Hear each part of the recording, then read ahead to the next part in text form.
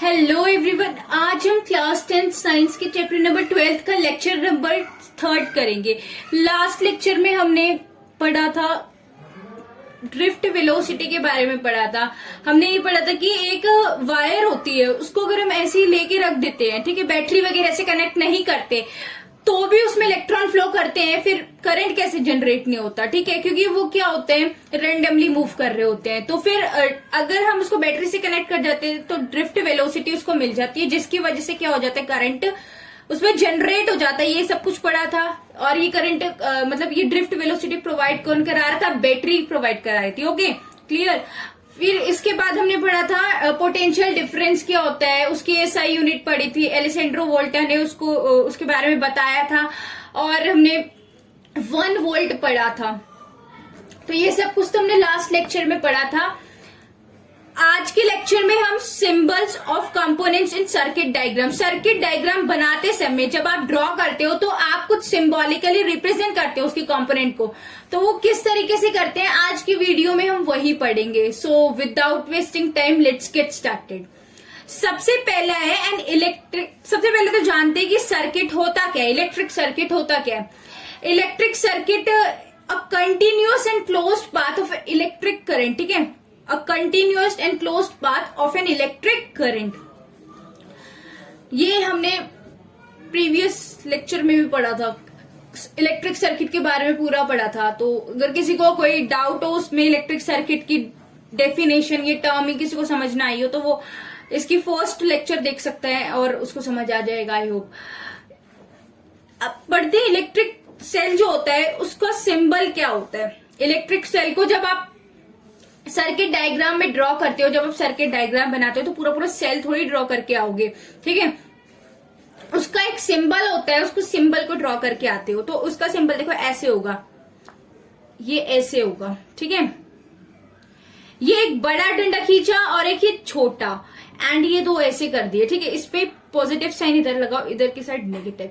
ये जो बड़ा वाला होता है ये रिप्रेजेंट कर रहा है पॉजिटिव टर्मिनल को, और ये दूसरा वाला रिप्रेजेंट कर रहा है नेगेटिव टर्मिनल को, ठीक है। 2 टर्मिनल होते हैं ना सेल के, पॉजिटिव एंड नेगेटिव, पढ़ा था ये सब कुछ। तो ये बड़ा वाला रिप्रेजेंट करता है पॉजिटिव को और ये दूसरा वाला रिप्रेजेंट करता है छोटा वाला नेगेटिव को। इसके बाद पढ़ेंगे बैटरी, मतलब पहले सेल में क्या पढ़ा आपने कि इधर पॉजिटिव और नेगेटिव साइन भी लगाओगे, और यहाँ बड़ा वाला जो ये लाइन आपने ड्रॉ करी है ये रिप्रेजेंट करेगा आपके पॉजिटिव टर्मिनल को, एंड ये जो आपने छोटी लाइन जो ड्रॉ करी है ये रिप्रेजेंट करता है आपके नेगेटिव टर्मिनल को। क्लियर होगा, ठीक है। तो ये इसका रिप्रेजेंटेशन है। इसके बाद बैटरी। सबसे पहले बैटरी होता क्या है। बैटरी आपका, battery is nothing but more than 1 cell. अगर एक से ज्यादा सेल आप लगा देते हो ना तो वो बैटरी ही होती है, ठीक है, उसको बैटरी ही बोलते हैं। इसका जो आप ड्रॉ करोगे सिंबल वो ऐसे है, ठीक है, ये पॉजिटिव टर्मिनल, ये नेगेटिव, ठीक है, फिर ये ऐसे इसके साथ, बिकॉज मोर देन 1 सेल ना, तो ये ऐसे, उसके बाद एक ऐसे ऐसे और ये ऐसे, ठीक है, इधर पॉजिटिव इधर नेगेटिव। ये ध्यान रखना, अगर फर्स्ट लाइन आपकी पॉजिटिव टर्मिनल को शो कर रही है तो लास्ट वाली नेगेटिव को ही करनी चाहिए, तभी सही होगा, ओके, सिंबल, अदरवाइज गलत रहेगा, ठीक है। आई होप सो क्लियर होगा ये, ठीक है। उसके बाद होता है प्लग की और स्विच। ये ओपन सर्किट में पढ़ेंगे। ओपन सर्किट में कैसे होता है, मैंने आपको की के बारे में भी बताया था कि आप जब लेबोरेटरी में ये डायग्राम मतलब ये सर्किट, इलेक्ट्रिक सर्किट बनाते हो ना, तो उस टाइम पर आप स्विच तो हर जगह नहीं प्रेजेंट होते ना, तो आप उस टाइम पर की का यूज करते हो, ठीक है, की। तो ये जब ओपन सर्किट में कैसा होता है, कैसे हम ओपन सर्किट को रिप्रेजेंट करने के लिए कैसे करते हैं, ये आपने ये ब्रैकेट ड्रॉ कर दिए, ठीक है, ये राउंड ब्रैकेट, पैरेंथेसिस जिसको बोलते हैं, ये वाले ब्रैकेट आपने ड्रॉ कर दिए और कुछ भी नहीं करना, ठीक है। ये होता है आपका प्लग की का डायग्राम। स्विच मतलब ये ओपन लिखा हुआ है, ये किस टाइम पर होगा, देखो इधर ओपन लिखा हुआ है, कंफ्यूज मत होना, जब स्विच ऑफ होगा। जब स्विच आपका ऑफ है, ये रिप्रेजेंट कर रहा है, तभी तो सर्किट ओपन होगा। अगर स्विच क्लोज होता, अगर स्विच ऑन होता तो आपका सर्किट क्या होता, अगर स्विच ऑन होता तो आपका सर्किट क्या होता, क्लोज्ड सर्किट होता ना, तभी तो क्लोज सर्किट में तो आपका इलेक्ट्रिक करंट फ्लो कर पाएगा, अदरवाइज आपका करंट फ्लो नहीं होगा, जैसे ऑफ में नहीं होगा, क्योंकि ओपन सर्किट का डायग्राम है। ये देखो, ये ऐसे रिप्रेजेंट करते हैं, ठीक है, ऐसे ये पेरेंथेसिस वाले ब्रैकेट को बना देते हैं और कुछ नहीं। इसके बाद fourth one is your plug की। प्लग की का ये है, लेकिन जब स्विच आपका क्या हो, ऑन हो। अभी क्या पड़ा था, ऑफ में, अब पढ़ेंगे ऑन में। कुछ नहीं, वही ब्रैकेट ड्रॉ करना है और बीच में डॉट। Okay, clear? कुछ नहीं करा, ब्रैकेट ड्रॉ करा और बीच में डॉट। जब आपका स्विच ऑन होगा, स्विच ऑफ होगा तो ये वाला। Okay, clear? अगर दो वायर आपस में ज्वाइंट है तो आप उसको कैसे रिप्रेजेंट करोगे? देखो कैसे रिप्रेजेंट करोगे। ये एक ऐसी वायर करो और एक ऐसे वर्टिकल हॉरिजॉन्टल, और यहां पर आपने ऐसा डॉट, ठीक है, ये पॉइंट ड्रॉ कर दिया। Okay, clear? एक वर्टिकल, दूसरी हॉरिजॉन्टल और ये पॉइंट। ये क्या है, वायर। जब आपकी दो वायर आपस में ज्वाइंट हो जाती है ना, उस टाइम पर ये। Okay, clear? इसके बाद है wire crossing without joining. Wire एक दूसरे को क्रॉस तो कर रही है बट ज्वाइन नहीं हो रही, ठीक है, तो उसका कैसे करते हो? ये ऐसे, ये ऐसे, ये ऐसे और ये ऐसे। मतलब ये देखो 3D, जब ये तो पिक्चर 2D बनी है ना, तो इसमें पता नहीं चलेगा।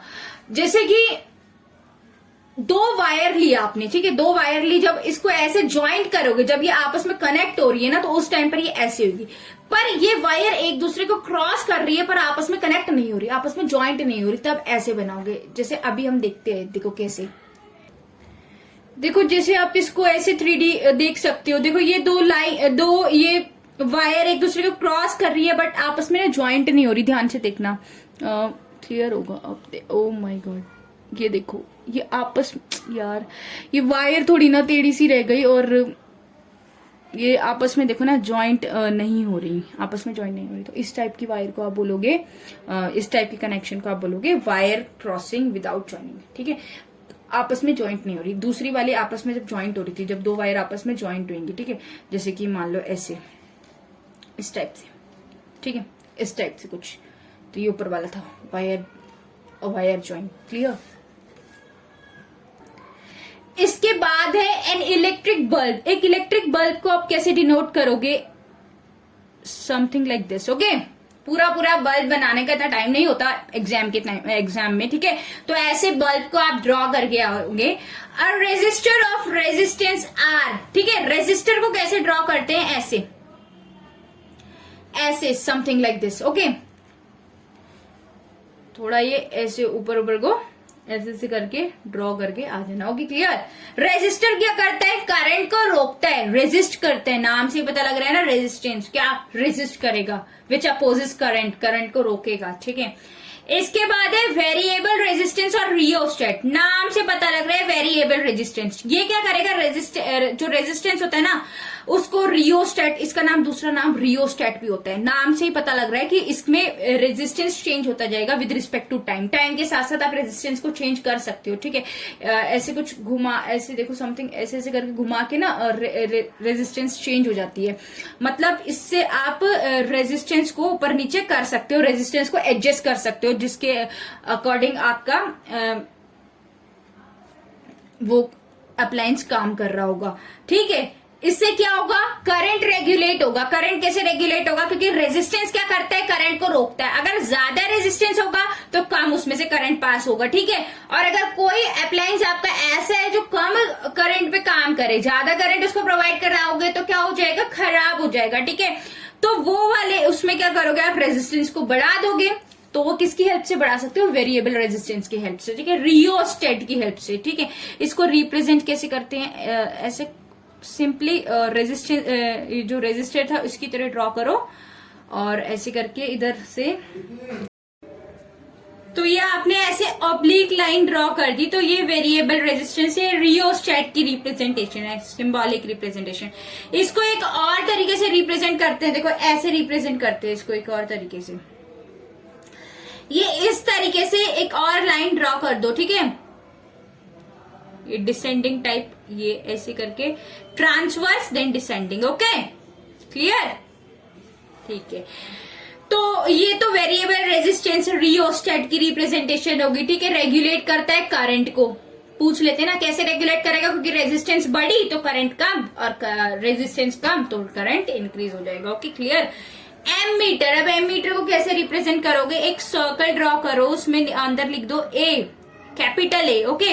और ये दो ऐसे लाइन ड्रॉ कर दो और इधर एक साइड पॉजिटिव साइन, एक साइड नेगेटिव साइन, ठीक है। Left hand side positive, right hand side negative, clear.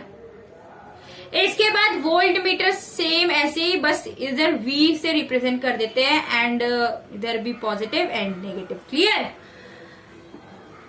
I hope यहां तक सबको क्लियर होगा। अगर कोई डाउट हो तो कमेंट सेक्शन में लिखना एंड नेक्स्ट लेक्चर को देखने के लिए please subscribe to our channel. Thank you so much.